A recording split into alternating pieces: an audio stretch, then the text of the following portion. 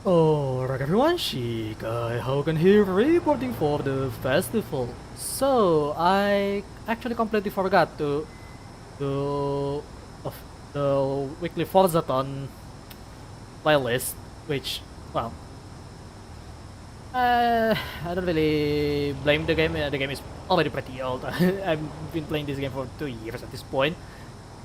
And, well, I kind of forgot there is a new car, so I should do that, but since I didn't do it and pretty much every single YouTuber already done it, this time around, I mean, it's another GMC, okay, but, you know, I just want to do something more fun. That fun is the RQT challenge, a real quick, well, I forgot but a quick turn challenge basically.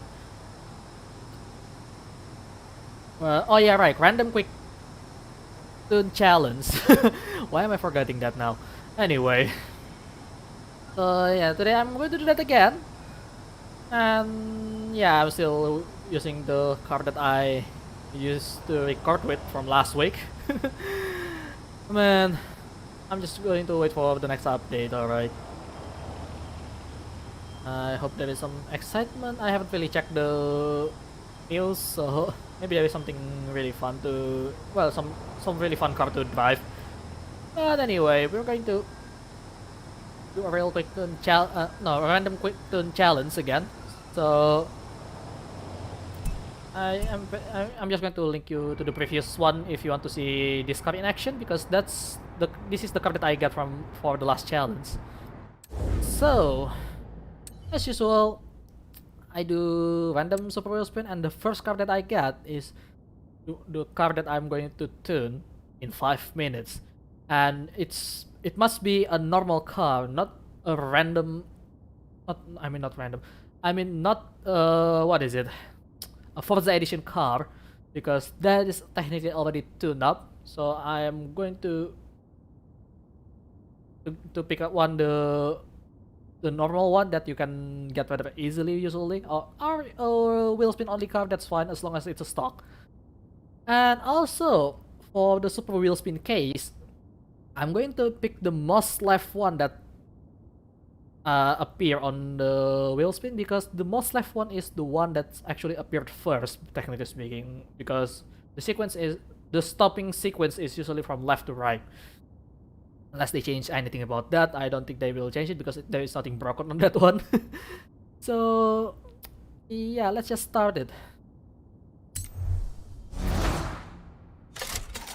Alright, first wheel spin of the day. We'll see if I can get a car immediately. Almost. Almost get a car. I just slipped by between 4 legendary tier car. Man, that is very close, but oh well. Let's do another one. I don't know if I should use the Hoonigan one, because Hoonigan is technically already tuned up as well, right? But you can upgrade it even further. So, well, I guess technically it's still a non-Forza edition, so I guess we can use that, even though I don't really use Hoonigan cars. Simply because I don't really care about them, really. So, alright, the third wheel spin. Let's see, what do I get? See. As I mentioned earlier on the rules, I am not allowed to pick up the Forza Edition card because they're already tuned. I have to do another wheel spin. And in fact, I did get it as well from the last one, which is stupid. Even if can be sold pretty high, and looks like we're going to pick a rather interesting car for today, because I never drove an aerial nomad, and that means it's an obvious build for this one, because obviously it's a cross-country car. I don't think I can make it for anything else. Maybe rally, but then again the setup is pretty similar between rally and cross-country, to be honest. I mean, there is no way I will make it into a road-going racer. So yeah, aerial nomad it is. Let's pick the car up. I don't think I can paint it though, which is kind of unfortunate. I do wish there is some panel that I can paint it on, but eh. Not, there is not much choice on this one. Like, I mean, well, I could pick up the middle panel for something at least. Not sure about the engine cover there. So yeah, I'll be right back. Okay, we already in the front of the castle, so we can start the RQT challenge for today. And well, for today's car, I pick a livery made by Farmex RX78, which is, well, he made a livery based on Keroro Gunso, or also known in English title Sergeant Keroro, or Sergeant Frog, if you will, because well, basically Keroro is just using an onomatopoeia for frog, which, well, in English usually ribbit. In Japanese, it's Kero. So let's have a quick look around, because not much going on, because you can only paint the middle here, the middle body panel on the aerial nomad, as you can see right here. And we have Hinata Natsumi, a character from Sergeant Keroro. And well, I do recommend to watch it because, well, this is not the main character. The main character is a frog, like this too. Well, this is part of Keroro Gunso squad. We have Giroro and who are you again?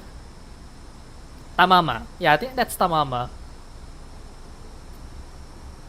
You can see there.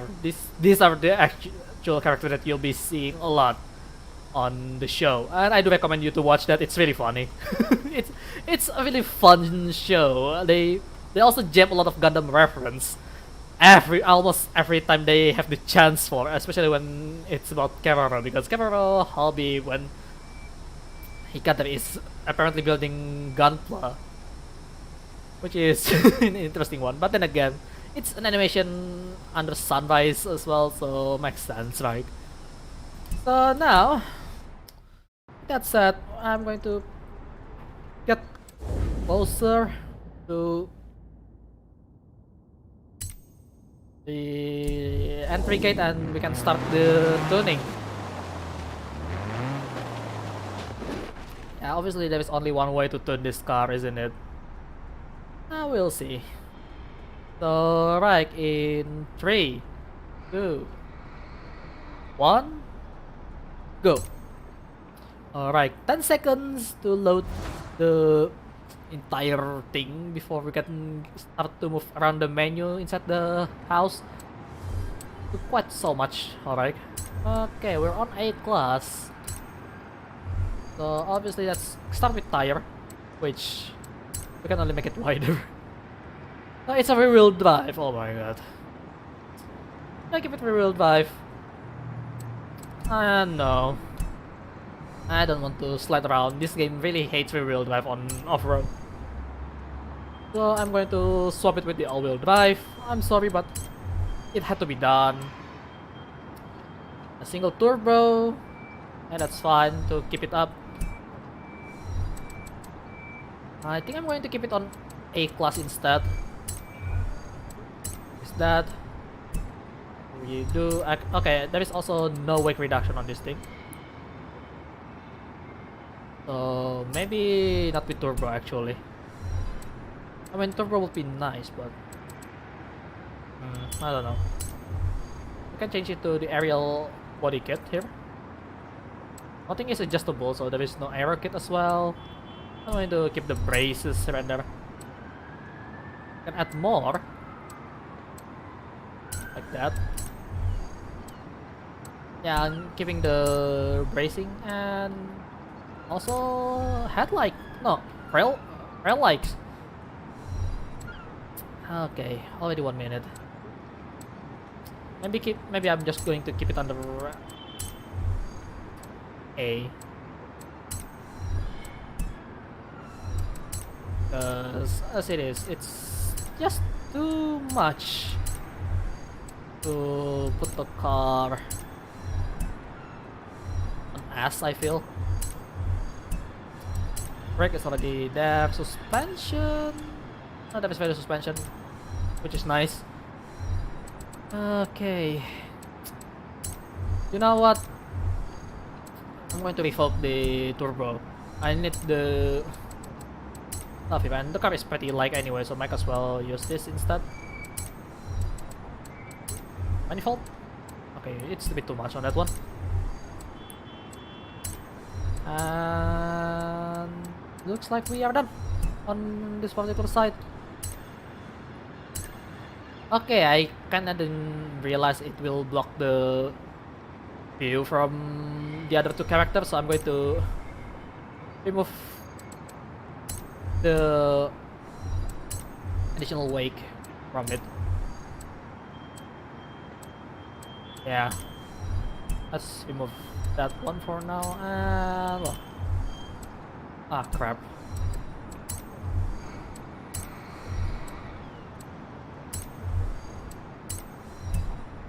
I'm already on 3 minutes, which is not ideal,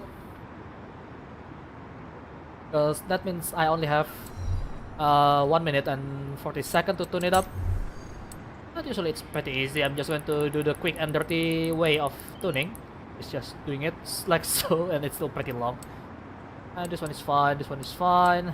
Usually I don't change this thing much, and this one needs to be lowered up.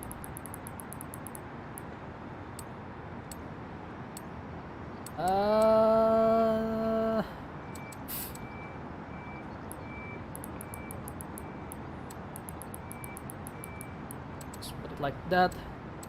One goes to 72 towards the back. And we are done. Just about 4 minutes. Okay, this is not gonna end well, isn't it?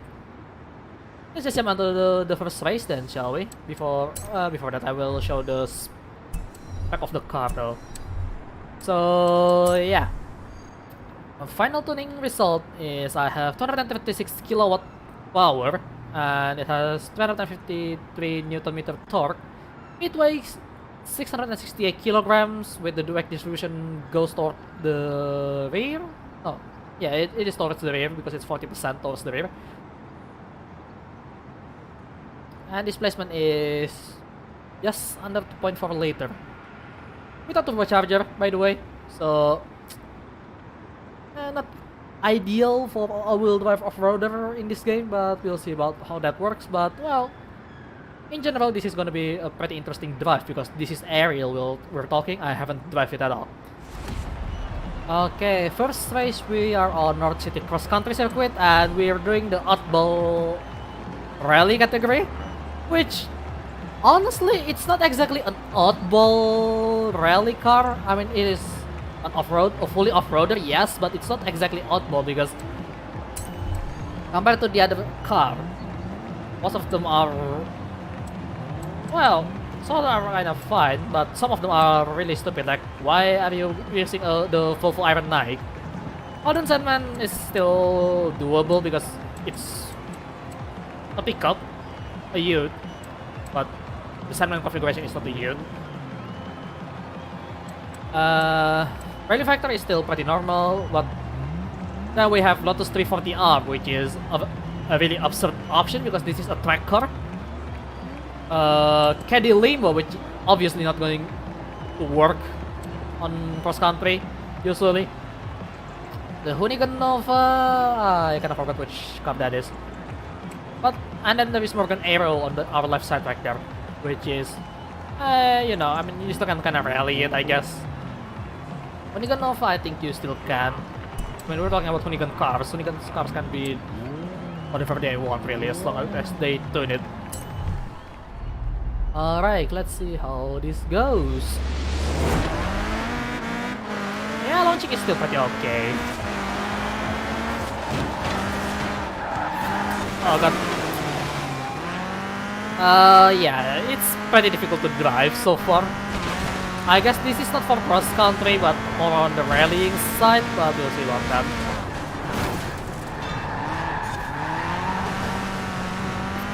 Oh my god, the handling felt really weird for me. I mean, it's kind of easy to turn, yes, but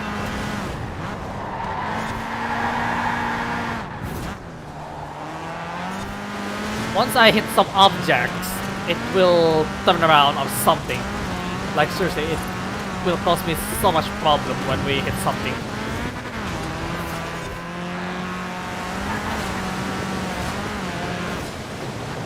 That's the trick of the arm. Those are the rally fighter. I may want to try those cars at some point.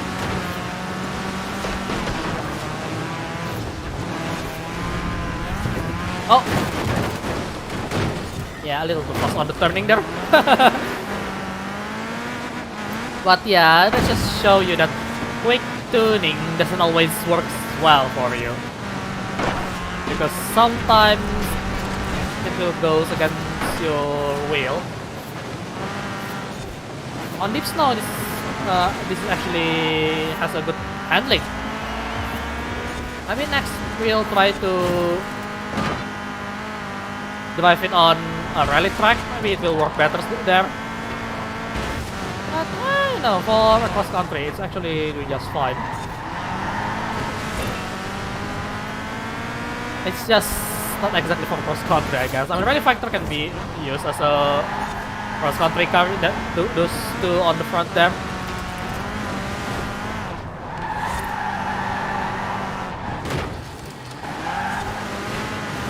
The 40 is obviously really strong on tarmac because that's where it belongs. So I guess not for cross country. I thought it will be a cross country car, but no.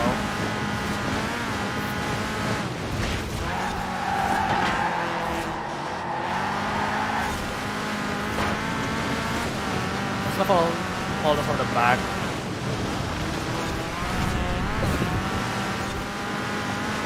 Alright, this is already 2 laps, and this track is only 2 laps. I forgot about that. Oh my god, I lost a lot of speed hitting the chair.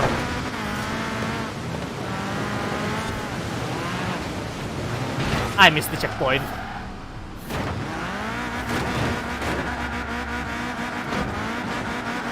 Excuse me, sir.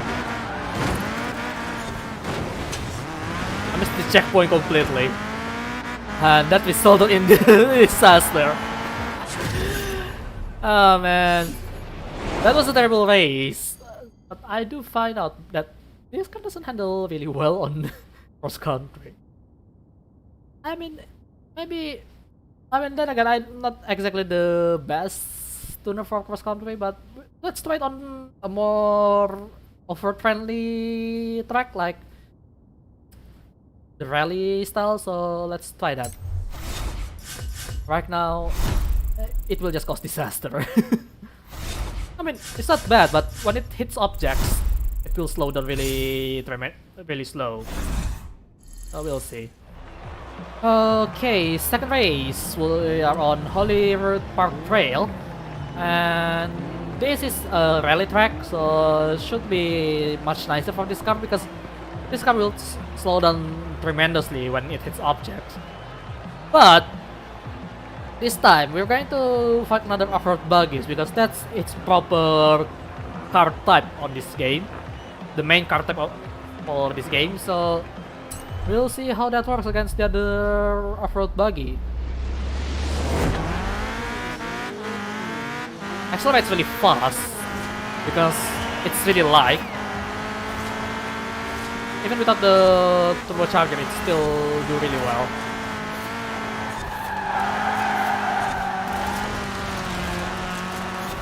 But yeah, it felt really slidey. Maybe that's just me. Oh my god, that slide tap is...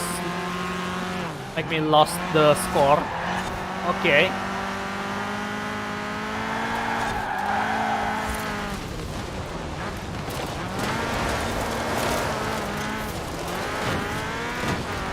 Oh wow, okay.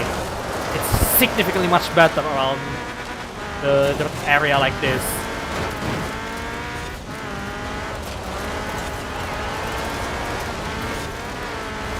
Yeah, it is so much better compared to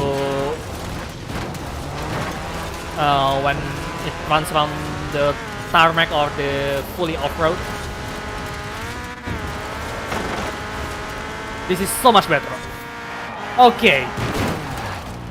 And then I choke it, of course. You go outside, please. You go outside. Thank you very much.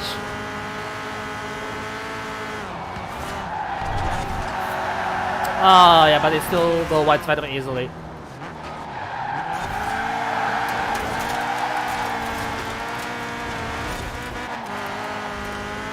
It still goes wide around the corner, so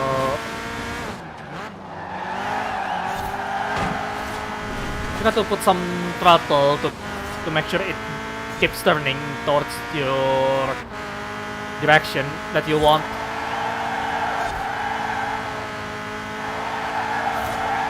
And try to keep some counter steer as well here and there. Alright, we're going to hit the speed limit soon because the car doesn't have a lot of top speed with the engine.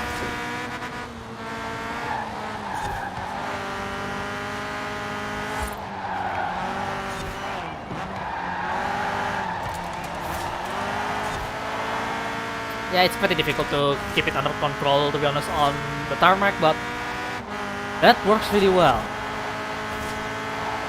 I'm not going to lie, that works really well for what it is. I mean, considering I hit a barrier at the very edge of my turn quite early, this is not bad at all. I mean, I could keep the lead, but unfortunately, I make a huge mistake. So, yeah. But it's quite surprising how fast it is coming out of the corner in the normal rally run. Okay, we still have some more time. I'm going to do one more then. And that obviously is going to be another rally then. And yes, I am liking it. So yeah, it's actually Farmy RX78. Oops. Our final race, we're on Highland Farm Scramble, and well, this is probably the most ideal track for this car because there is quite enough turn, and I believe you can overtake them. We'll see. So let's see how this car goes on this one. Yep, everyone has a good launch.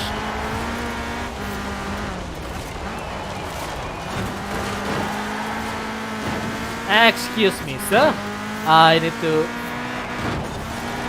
go forward because you guys are really slow on the corner. Oh, this time it doesn't even make me lose the points. Okay, sure, I guess. Alright, keep it on 5th gear.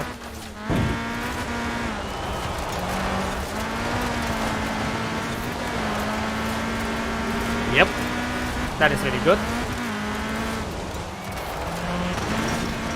So, like fences like that, just with the wire fences like that, it still can go nicely, but don't go through them too much, just in case it will slow you down. There is some kind of Alcola here.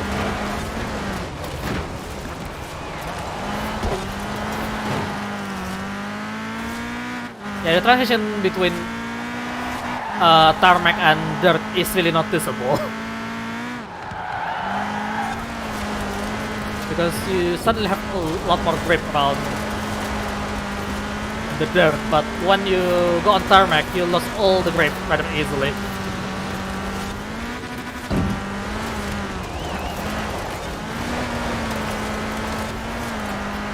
Oh yeah, that's really nice. Just keep it smooth,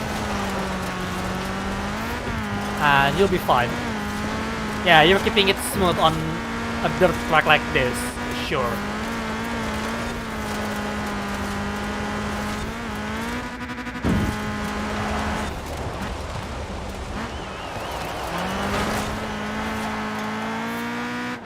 Oh, that is really nice. Entry there.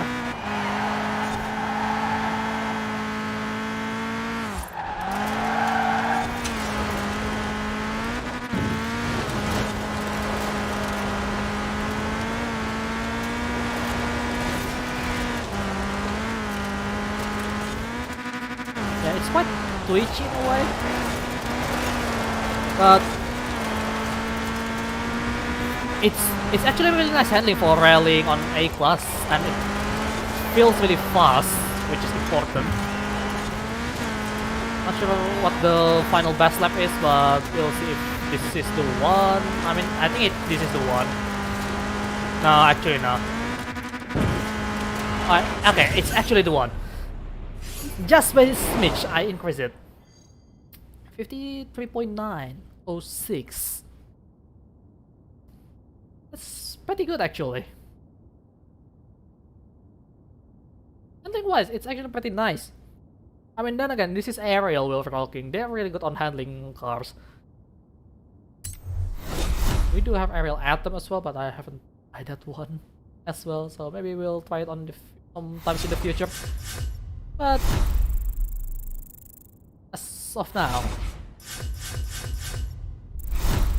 this car is actually better for rallying instead of cross country. I thought it was for cross country, but apparently I'm wrong. It's supposed to be for rallying, which is really nice actually.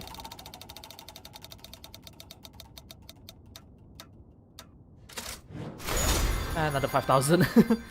But yeah, overall the car is not bad, but of course the downside is quite a lot. It's really easy to slow down if you hit wooden fence multiple times. I'm just going to give you an example here.